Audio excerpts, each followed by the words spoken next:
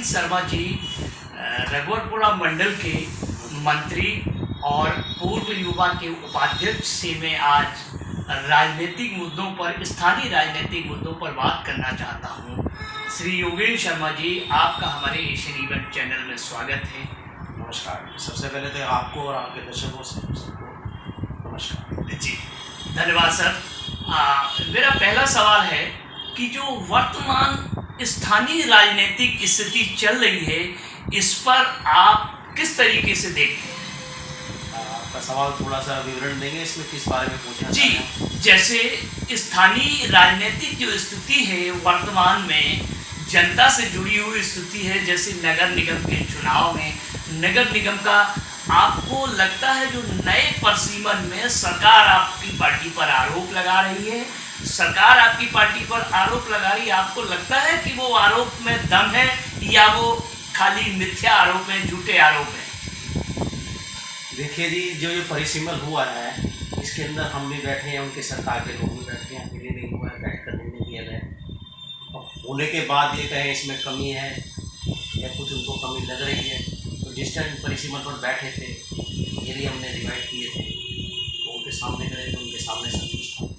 आप चाहे कहने को कुछ भी कहें, बाकी परिसीमन होने से ये नहीं होता कि जनता जो है परिसीमन को देख कर वोट देगी, क्योंकि पॉपुलेशन तो उतनी ही है, वोटर तो उतने ही है। ये है कि थोड़े एरिया बढ़ गए हैं और कुछ नहीं इसमें परिसीमन से खास फर्क नहीं पड़ता मेरे हिसाब से। सर, उनका ये कहना है कि परिसीमन केंद्र सरकार के हाथ में है। दिल्ली में लॉ एंड ऑर्डर और आपके ज़मीन का मामला और फाइनेंस का मामला दिल्ली सरकार के पास नहीं है, जिस वजह से एलजी मालिक होते हैं। एलजी ने अपने हिसाब से जो हमारा समर्थक वोट बैंक था, उस वोट बैंक को काट दिया है और अपने समर्थक वोट बैंक का सर्वाधिक एरिया जोड़ लिया है, ये उनका आरोप है। हर 20 साल के बाद परिसीमन होता है और उसमें पॉपुलेशन भी बढ़ती है, कहीं घटती तो है ही नहीं। आपको दिख रहा है कि जनसंख्या हमेशा निरंतर बढ़ जाती है, बाहर के कुछ लोग आगे बस जाते हैं, उसमें उससे ये नहीं पता लगता कि कौन सी की संख्या किस जगह पर क्या है। वोटर लिस्ट होती है, वोटर लिस्ट से देख लेते हैं कि भाई कितने वोटर कहाँ है। उसके बाद एरिया जो डिवाइड किया वो सबकी सहमति से होता है, अधिकारियों की सहमति से होता है। उसमें ऐसा नहीं होता कि हमने खुद ही कर दिया है। ठीक है, एलजी के अधीन है, एलजी जी फैसला लेते हैं इस बारे में, सेंट्रल गवर्नमेंट लेती है, लेकिन राज्य सरकार जो केजरीवाल जी की सरकार है उनका भी पूरा मत लिया गया है उसमें। सर, दूसरा मेरा सवाल है जन योजनाओं से संबंधित। जैसे यहाँ लोकल समस्या है, लोकल समस्या सर, क्योंकि गांधीनगर एशिया के सबसे बड़ा मार्केट है जो आपका रघुवरपुरा और शांति मोहल्ला मार्केट है, इसमें ये देखने में आया है कि सड़कें खराब हैं, पानी खराब है, पानी जल भराव की समस्या बनी हुई है, पानी नहीं निकलता है और खासकर एशिया के सबसे बड़े मार्केट में लेडीज टॉयलेट की समस्या है, जो कि आज तक किसी ने नहीं सुलझाई। आप मानते हैं इस समस्या, इस तरीके की समस्या, क्योंकि आप स्थानीय निवासी हैं और आपके भी यहाँ व्यापार है, तो उस व्यापार से आपको नहीं लगता ये समस्या का निदान होना चाहिए? बिल्कुल निदान होना चाहिए। मैं इस पक्ष में हूँ कि शौचालय बनाए जाए, महिलाओं के लिए अलग बने जाए, जेंट्स के लिए अलग बनाए जाए। लेकिन जब से हम कार्य कर रहे हैं, विधायक जी हमारे, सड़कें जैसे आपने कहा टूटी हुई, उन्होंने सारी गलियां बनवाई हैं, अपने फंड से बनवा के दी हैं। फिर फंड जो है पीछे से कहीं से नहीं आता है, तो आपको पता है कि राज्य के अधीन होता है केजरीवाल जी कहीं से चाहते नहीं हैं कि जहाँ जहाँ पर हमारे विधायक हों वहाँ पर प्रगति हो। लेकिन फिर भी हमने बहुत कोशिश करी है, हमारे विधायक जी ने, हमारे जो जितने भी पार्षद हैं उन्होंने काम करने का पूरी कोशिश करी है कि पूरा इसको संविधान को, इस समस्या को सुलझाया जाए। लेकिन अब बात रही कि टॉयलेट बनाने की, तो उसके लिए तो जगह चाहिए होगी। जगह आपको पता है गांधीनगर में एशिया की सबसे बड़ी मार्केट है, सबसे महंगी जगह है यहाँ पर, तो उसकी कोशिश कर रहे हैं। आगे इस पर विचार करेंगे कि कोई कहाँ से जगह ली जाए और कैसे बनाया जाए। जहाँ तक पूरी कोशिश है बनाने की कोशिश कर रहे हैं और आगे काम इसमें कार्य जारी रहेगा। नंबर 2 सवाल हमारा ये है सर, इसी जन योजनाओं से संबंधित सब BSES की सर जो कार्य प्रणाली है, बहुत लंबे समय से मतलब झुंड के झुंड तारों का लटका पड़ा पाया जाता है और आग लगती हुई दिखाई देती। अभी हाल फिलहाल में गांधीनगर के मार्केट में बहुत भीषण आग लगी, जिसमें एक कर्मचारी जल के अंदर मर गया। और यहाँ तक फायर ब्रिगेड ने कहा कि हमको पहुँचने के लिए गलियों में आधा किलोमीटर के बाहर से हमको पानी लाना पड़ा। तो ये सब समस्या जो है, और तारों की समस्या है। कभी आपने भी जिक्र किया कि हम तार की समस्या से जूझते रहे, लेकिन बीएसईएस ने कोई कदम नहीं उठाया। तो आपको नहीं लगता है कि सरकार को ये समस्या का समाधान करना चाहिए? ये जन उपयोगी समस्या है सर। बीएसईएस जो है, आपको मालूम है कि प्राइवेट है, और वो जो कि अधीन, हमारे अधीन नहीं है, वो केजरीवाल जी के अधीन है। और अभी अभी इसमें घोटाला आपको मालूम होगा, वो पकड़ा गया है, उसकी सीबीआई जांच चल रही है।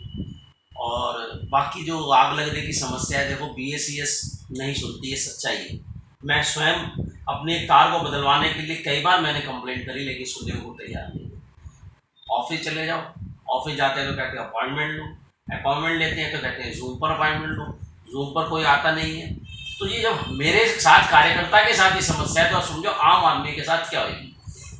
बीएसईएस और केजरीवाल दोनों मिले हुए हैं, बस उनको तो ये है कि पैसा कैसे कमाया जाए। अभी देखो ना, दिल्ली की जो आपूर्ति के लिए 8000 मेगावाट बिजली चाहिए होती है, और बिल कितने क्या है, 21,000 मेगावाट के, जो असंभव है, बन ही नहीं सकती। तो अब इसके ऊपर जांच चल रही है।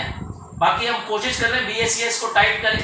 आगे देखो, सरकार से भी कहेंगे, केजरीवाल जी से भी कहेंगे कि थोड़ा इनको टाइट करके रखे, जो तारे लटकी हैं इनको नई तारे जाएँ, जो पुरानी तारे उनमें आग लग जाती है, समय पे बदली नहीं जाती। तो उसका तो निदान करना पड़ेगा, कार्य करना पड़ेगा। सर, एक और सवाल है हमारा कि जैसे केजरीवाल जी ने बीएसईएस के मामले में अपनी 2 योजनाएं चलाई थी, फ्री पानी और फ्री बिजली। तो ये देखने में आया है, फ्री पानी फ्री बिजली में लोगों के पूरे बिल आए, जनता के पूरे बिल आए, और उन्होंने अब एक नई नीति उसमें लागू की है कि अब आप मिस कॉल करिए, अगर आप बिल फ्री चाहते हैं, और आप फार्म भरिए। तो सर, सबसे बड़ी चीज ये है कि ये जो फार्म भरने का मामला है, ये आपको नहीं लगता है केजरीवाल सरकार अपनी नीतियों से हट रही है, अपने वायदे से मुकर रही है?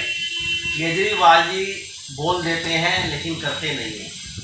रही बिजली फ्री और बिजली पानी की बात, डीटीसी को देख लो, डीटीसी की बसों के अंदर उन्होंने फ्री टिकट करी थी महिलाओं की, उसका हाल देख लो, सारी बसें बिल्कुल क्षतिग्रस्त हो चुकी हैं, उसमें भी घोटाला निकला है। बिजली जो है, बिजली के अंदर मैंने जैसे आपको बताया कि इसकी जांच चल रही है, क्योंकि बिजली के अंदर भी इन्होंने घोटाला कर रखा है, डायरेक्ट कंपनी को और सप्लायर को, दोनों को, जबकि सरकार बीच में होनी चाहिए, पैसा जितना भी एकत्र होता है सरकार के पास लेकिन उन्होंने क्या करा, सीधा सप्लायर जो है वो उसको पेमेंट करेगा, जो क्या नाम है, प्रोडक्शन करता है बिजली की, एनटीपीसी।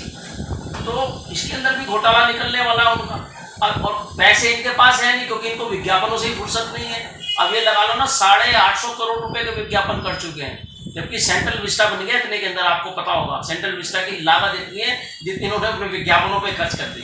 दिल्ली की सड़कों पे नहीं खर्च करा, पानी की लाइनों पे नहीं खर्च करा, बिजली के तारों में नहीं खर्च करा, तो कहाँ से सब सारी सुविधाएं दुरुस्त होंगी? सर, एक लास्ट सवाल है, एक पॉलिटिकल सवाल है, मैं आपसे पूछूंगा जरूर कि आज स्थानीय विधायक अनिल वाजपेयी जी ने अपने ही सांसद के ऊपर ये आरोप लगाकर सीबीआई जांच की मांग की, क्योंकि उन्होंने कई ढलानों पर, कई जगह पर वो अपने एनजीओ के थ्रू जमीनों पर उन्होंने अपना कब्जा करने की बात कही है। तो आप इस राजनीतिक आरोप पर कितना, इस राजनीतिक आरोप, एक विधायक द्वारा राजनीतिक आरोप अपने सांसद पर लगाया गया, इसमें कितनी दम है, कितनी सत्यता है? देखिए, मेरे अभी संज्ञान में अभी भी आया इस बारे में, लेकिन अभी पूरे इसकी मेरे को जानकारी नहीं है कि उन्होंने कौन सा पत्र लिखा है या कौन सी जगहों पे किस विषय में लिखा है, किस वजह से लिखा है। तो बाकी जो हमारे अधिकारी हैं, बड़े हमारे जो शीर्ष नेता हैं, वो देखेंगे इसमें क्या है। आपस की घर की लड़ाई हो जाती है, आपस में बैठ के। चलिए सर, धन्यवाद।